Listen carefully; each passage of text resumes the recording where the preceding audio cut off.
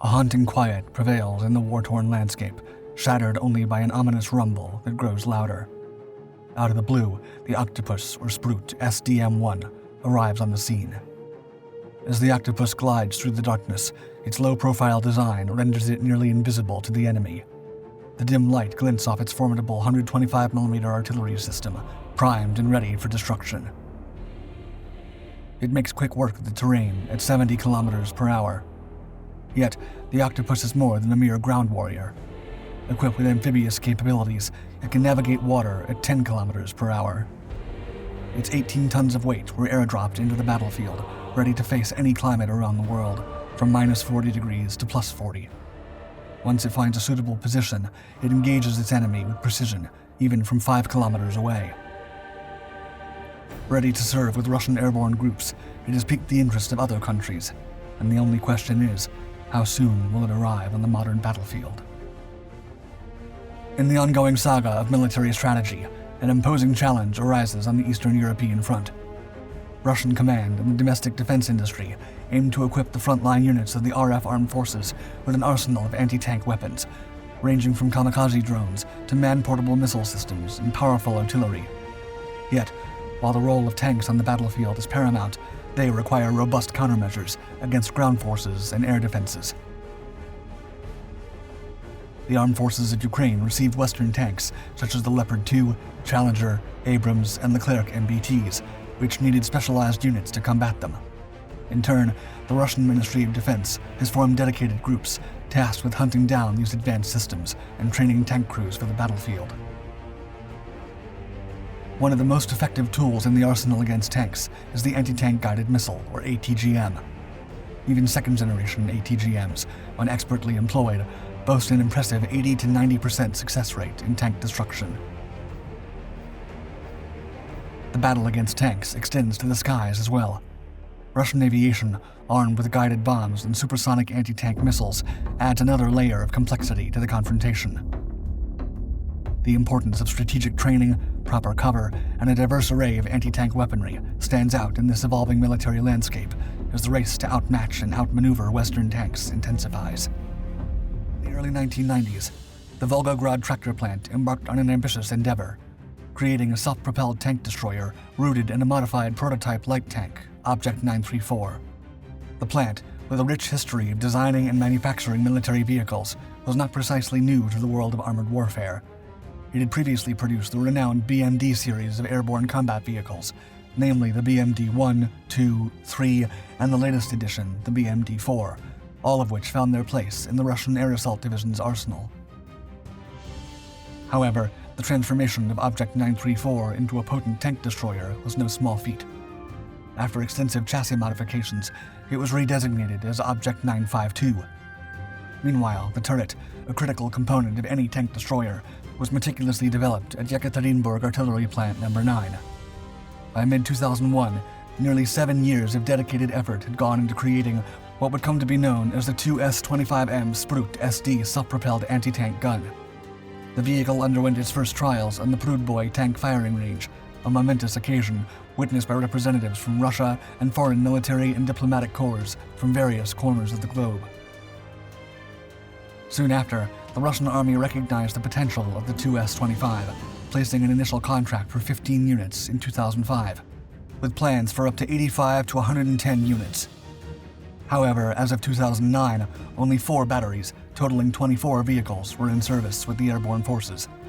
The setback occurred in 2010, when a fire caused by a fuel leakage incident following a military parade in Red Square led to the termination of production.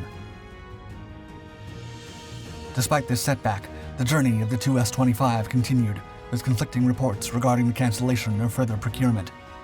The authorities had to dispel rumors of complete cancellation. As of August 2022, serial production was still in preparation, and there was more to come. In Russia, production has commenced for a unique self-propelled anti-tank gun designated for use by the airborne forces of the Russian Federation. Known as the 2S-25M Sprute SDM-1, aptly named the Octopus for its versatility and agility on land and water, it possesses firepower comparable to modern tanks while maintaining a higher degree of maneuverability. The Sprute SD-M1 is a modernized version of its predecessor, the Sprute SD, and shares its chassis with the BMD-4M airborne combat vehicle. This combination provides the tank with both firepower and mobility. Its aluminum-based hull, air portability, and full amphibious capabilities make it a valuable asset for the Russian airborne forces and naval infantry units.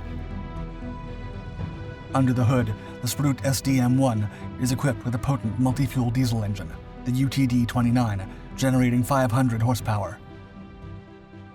It can reach speeds of up to 70 kilometers per hour on land, and when encountering water obstacles, it can navigate them at 10 kilometers per hour. The tank's independent hydropneumatic suspension and variable ground clearance systems allow it to excel in various challenging terrains, including forests, marshes, mountains, and snowy regions.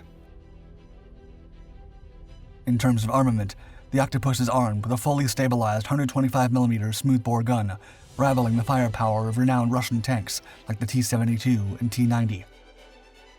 It can fire a range of ammunition types, including armor-piercing subcaliber, cumulative, high-explosive fragmentation shells, and projectiles with remote detonation capabilities. Its firing range extends up to 5 kilometers, ensuring precision in engaging distant targets. Anti-tank guided missiles and the ability to target low-flying helicopters enhanced its lethality. Remarkably, the Sprute SD-M1 weighs just 18 tons and can be paradropped with its crew, making it a revolutionary development in military technology. It is touted as the only light-floating tank of its kind, and leaves Russia as the sole operator of airborne tanks. Since August 2020, the Russian Ministry of Defense has been subjecting the Sprute SD-M1 to a battery of trials that span diverse terrains and climates. From the icy frigidity of minus 40 degrees to the scorching heat of plus 40 degrees Celsius, the amphibious tank has faced nature's most extreme challenges. But perhaps the most defining moment of its testing journey was its conquest of the Black Sea, where it showcased its remarkable prowess. In the inaugural phase of testing, the cutting-edge machine proved its mettle in oceanic conditions.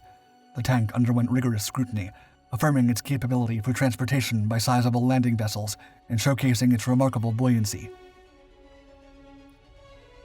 Anticipating the near future, the second phase approached. This forthcoming stage would delve into the performance of the 125mm 2S-25 cannon, subjecting it to assessments in both tranquil waters and the tumultuous sea waves, reaching heights of up to 3 points on the scale. In these aquatic trials, the Sprute SD-M1 demonstrated its ability to traverse water obstacles, reaching Sea State 3, all while delivering precise firepower from its main gun.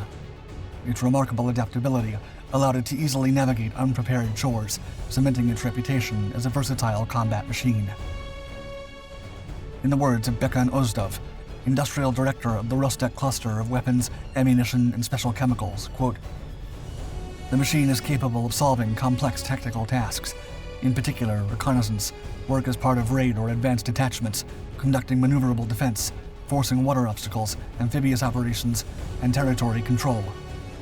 First of all, the Octopus is being created for the Russian airborne troops, but I'm sure it will also interest foreign customers." As the Sprute SD-M1 conquers the trials, it remains to be seen if this exceptional light tank will find a new home beyond Russia's borders. With the Indian Army's quest for light tanks, negotiations with Russia's Rosoboron export may usher in a new era of international cooperation. Military experts have shed light on the current focus of the Russian defense industry. Their efforts are primarily directed towards meeting the demands of the groups involved in the New World Order. This strategic shift has set in motion a massive undertaking, encompassing repairs, modernization, and the production of cutting-edge equipment. Experts have suggested that the Sprute SD-M1 could be deployed in the non-combat warfare operations, or NBO zone, to counter enemy tanks and respond to unexpected incursions into the positions of the armed forces of Ukraine. Analysts have observed that Moscow is actively working to equip units near the front lines with anti-tank weapons, likely influenced by recent military aid packages provided to Ukraine's government. Alongside the Sprute SD-M1, anti-tank systems, kamikaze drones, artillery, and precision-guided aerial bombs are seen as tools to address Western armored vehicle threats. However, other opinions have pointed out that while it boasts formidable firepower and excellent maneuverability, it falls short in terms of security when compared to main battle tanks. Nonetheless, this shouldn't undermine its capability to effectively engage tanks in combat. Evidently, the Sprute SDM-1 holds a coveted place in the airborne forces arsenal. Although the Sprute SDM-1 was specifically designed as an airborne vehicle to bolster the firepower of the airborne forces, this type of deployment always comes with strict weight restrictions. The Octopus weighs in at 18 tons, and naturally, this modest weight couldn't provide tank-level protection. However, the upgraded Octopus can still hold its own in tank combat. Additionally, the Sprute SDM-1 is well suited for agile combat operations, including surprise attacks on the enemy, ambushes, and assaults on fortified positions, and thus will likely excel as a self-propelled gun for launching unexpected strikes deep into enemy territory. The Octopus will prove valuable both in defensive and offensive actions. Moreover, the Octopus boasts a low profile, making it relatively easy to conceal for ambush missions. Its potent artillery system enables it to inflict significant damage on enemy tanks, military equipment, and fortifications along the front line.